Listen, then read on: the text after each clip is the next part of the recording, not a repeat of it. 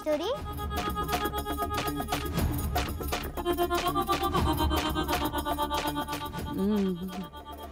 वेदा, असं सणावाराच्या दिवशी राक्षसांची नावं घ्यायची नसतात.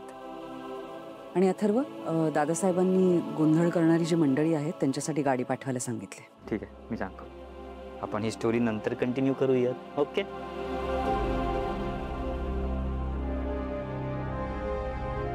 वेदा, आणि हे सगळं काय करून ठेवले बाळा? जा आणि जाऊन आधी अभ्यास कर. संध्याकाळी वेळ नाही मिळणार. आजी, मी ही लाईन पुसते.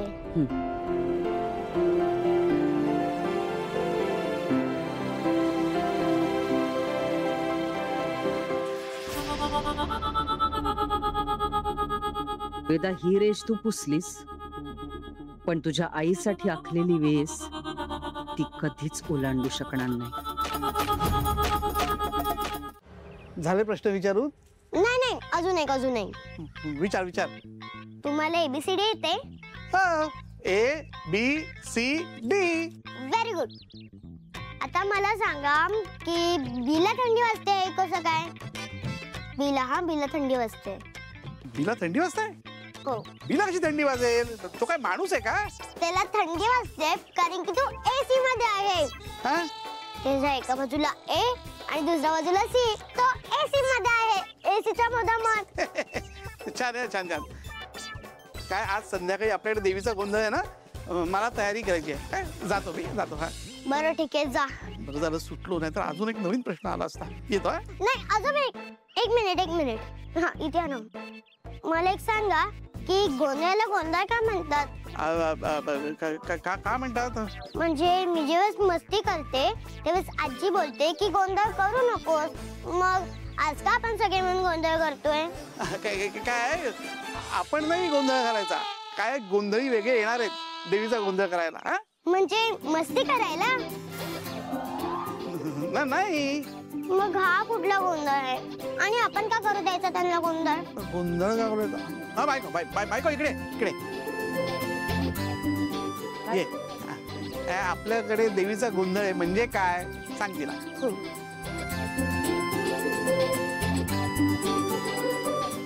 गोंधळ म्हणजे पूजा. पूजा म्हणजे मी रोज गोंधळ करते ती सुद्धा पूजा असते का? मग आजी का मला ओरडते?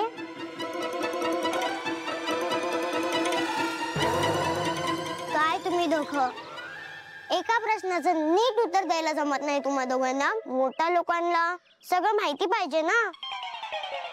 काय झालं वेदा? आजोबा, आता तुम्हीच मला सांगा. मी रोज मस्ती करते, धिंगाणा घालते, तेव्हाच आजी बोलते की गोंधळ करू नकोस. मग आज का आपण गोंधळ करतोय? तसं नाहीये वेदा. देवीचा गोंधळ म्हणजे देवी पुढे करायची प्रार्थना. म्हणजे? हे बघ वेदा, तू जेव्हा मस्ती करतेस, आरडाओरडा करतेस, त्यालाही गोंधळच म्हणतात. आणि आम्ही जे आज रात्री देवी पुढे जागर करणार आहोत त्यालाही गोंधळच म्हणतात. आता दोन्ही शब्द सेम आहेत की नाही?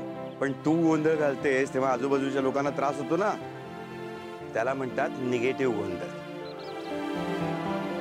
आणि गोंधळी जेव्हा देवी पुढे गोंधळ घालतात त्यामुळे एक पॉझिटिव्ह एनर्जी तयार होते, त्याला म्हणतात पॉझिटिव्ह गोंधळ. आता देवी पुढे गोंधळ का घालतात?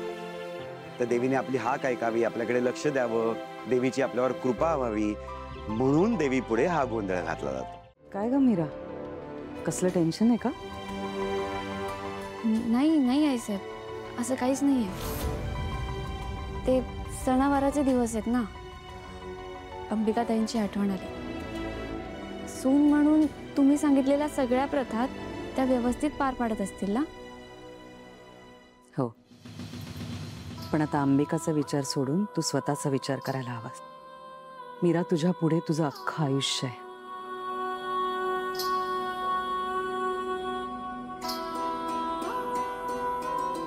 माझ्यासाठी का? मीरा, तू या घरासाठी जे काय करतेस ते बघून ना मला माझे आधीचे दिवस आठवले. ज्या दिवशी मी या घरात आले तेव्हापासून आत्तापर्यंत या घरासाठी जे काही योग्य आहे तेच मी करत आले.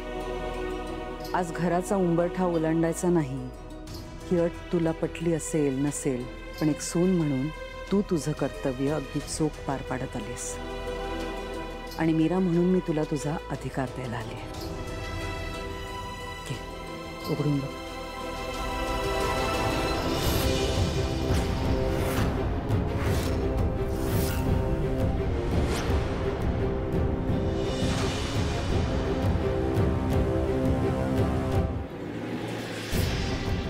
उघड.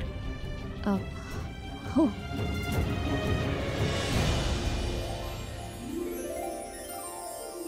बांगड्या?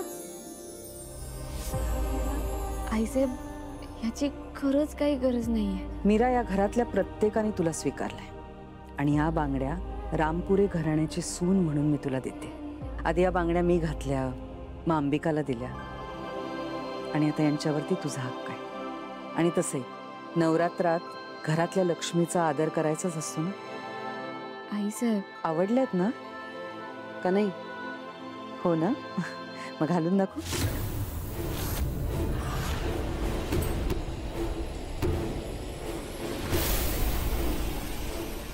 अरे वा, किती सुरेख साडी आहे.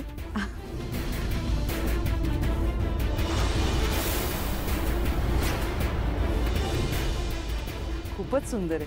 आज ही नेसणार आहेस ना? या बांगड्या खूपच उठून दिसतील त्याच्यावर.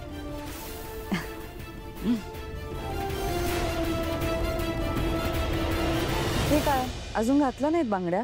आणि इकडे. हो घालते.